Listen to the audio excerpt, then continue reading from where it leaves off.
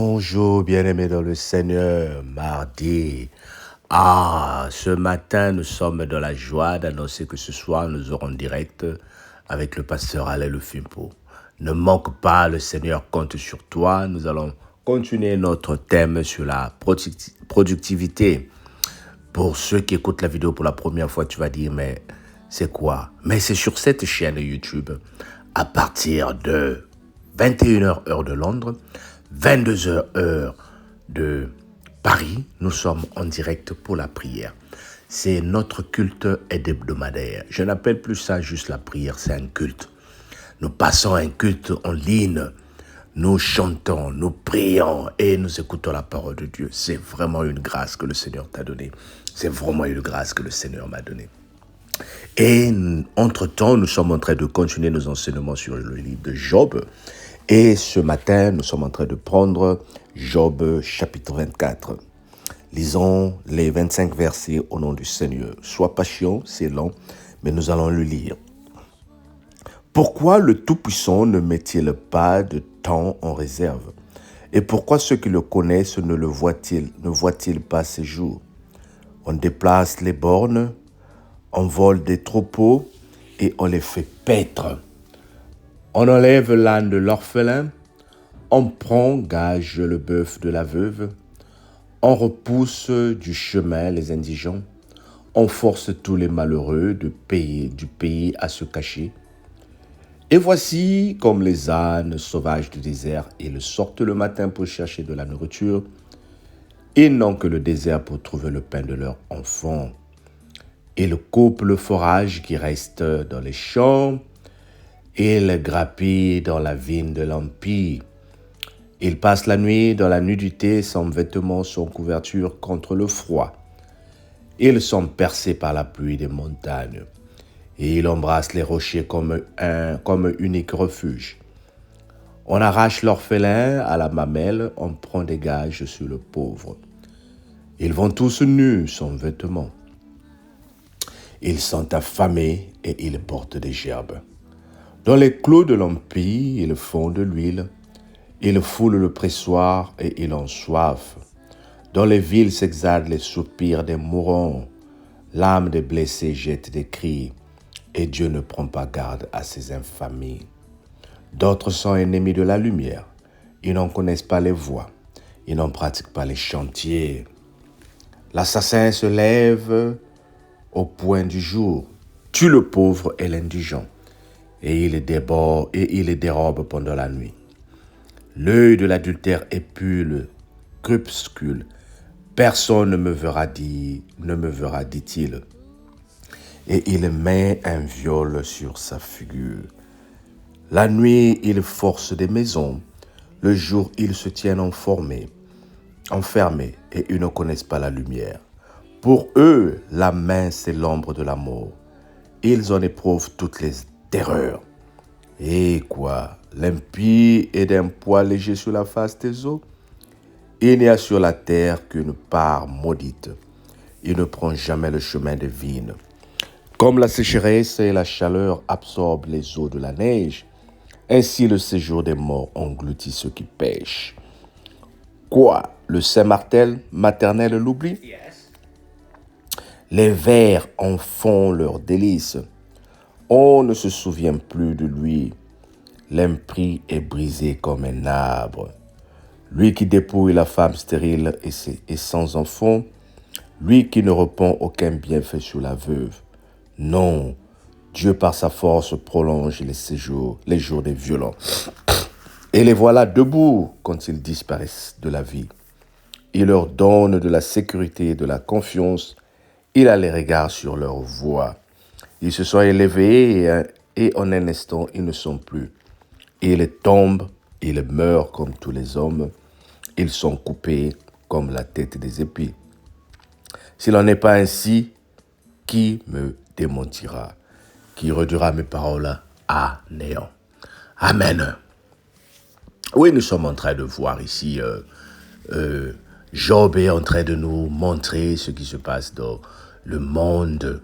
Il dit souvent le juste a plus du mal, souvent le juste a plus de problèmes, mais il s'en échappe. Et après, il dit, l'injuste souvent a des problèmes, et il s'en échappe, et souvent le méchant vit comme s'il n'y a pas de décision sur eux. Mais ce que j'aime, Job, je ne peux pas dire en train de se contredire, mais il est en train de se compléter pour dire, quelle que soit la vie du juste ou de l'injuste, il y a quelque chose qui attend tout le monde, l'amour. Job parle de toutes ces choses-là, comme nous avons vu dès le départ, à cause de ce qui lui arrive. Job examine sa vie et regarde, il dit, écoute, mais il y a des violeurs. Toute sa vie, c'est calculer comment il va aller violer une jeune fille. Il y a des méchants. Toute sa vie, c'est calculer comment il va dépouiller la veuve du gage ou du peu qu'elle a, ou de sa chose. Mais ces gens-là, apparemment, ils vivent mieux. Et c'est ce que nous pensons souvent. Nous pensons que les méchants, les voleurs, sont mieux devant l'Éternel. Je vais te dire quelque chose.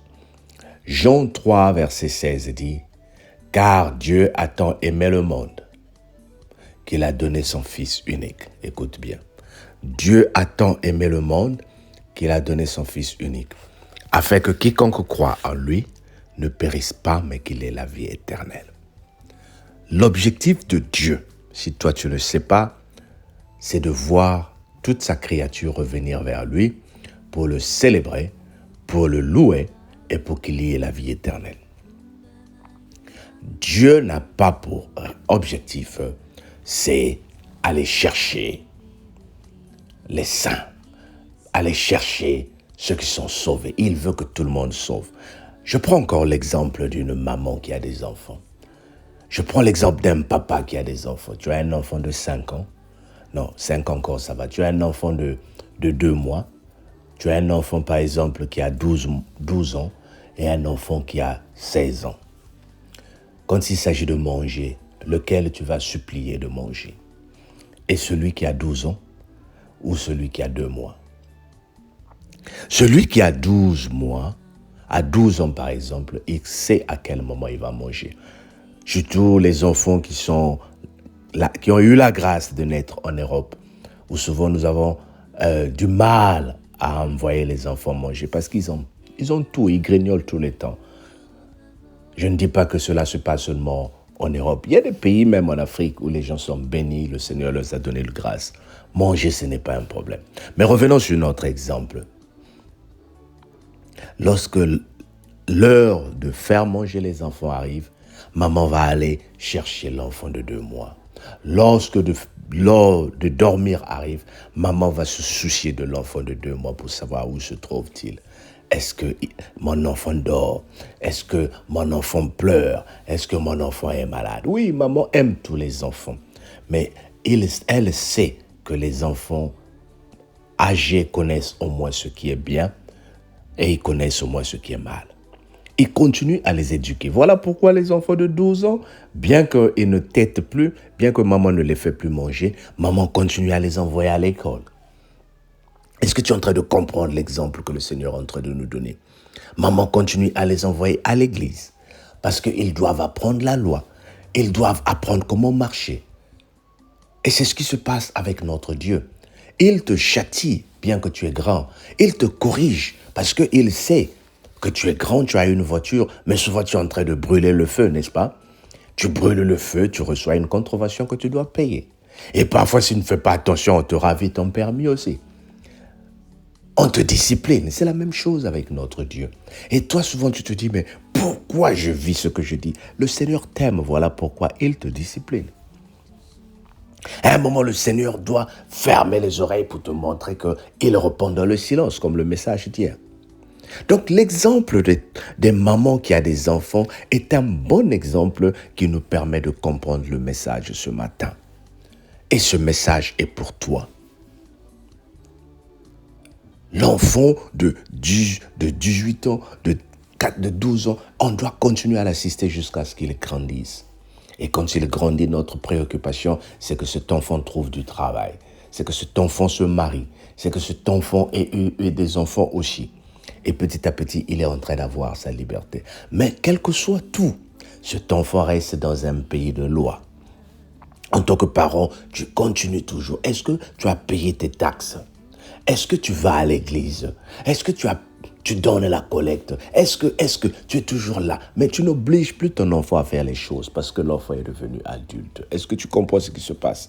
Si tu l'obliges à faire des choses, l'enfant va se rebeller contre toi. Parce que là, il est devenu adulte. C'est la même chose avec Dieu. Voilà pourquoi tu as comme l'impression que les juges, les méchants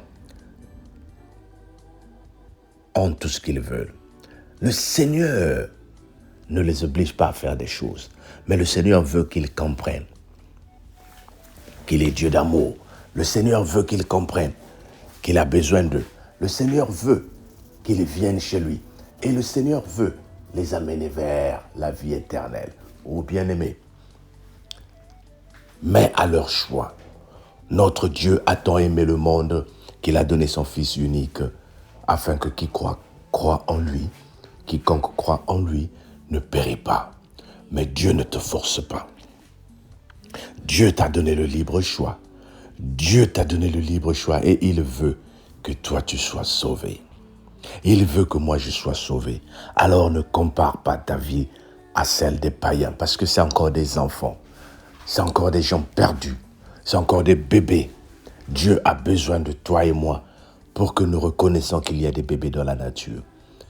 Et souvent, nous qui sommes dans la lumière, nous partons nous confondre aux bébés. Et nous voulons nous comporter comme des bébés. Oh bien-aimé, arrête de pleurer. Arrête de te comporter comme un bébé. Arrête de comparer ta vie à celle des païens. Mais dis que je suis majeur dans le Seigneur. Dis avec moi, je suis majeur dans le Seigneur. C'est cette semaine de la patience. Tout ce qu'il te dit, petit à petit, il est en train de te former. Petit à petit, il est en train de te préparer. Sois béni au nom de Jésus. Amen. Et on se dit ce soir pour la parole de Dieu. Ne manque pas sur Facebook ou sur YouTube. Nous allons partager la parole de Dieu ensemble. Que le Seigneur te bénisse et qu'il t'accorde la grâce de voir que tu es un enfant de Dieu. Amen.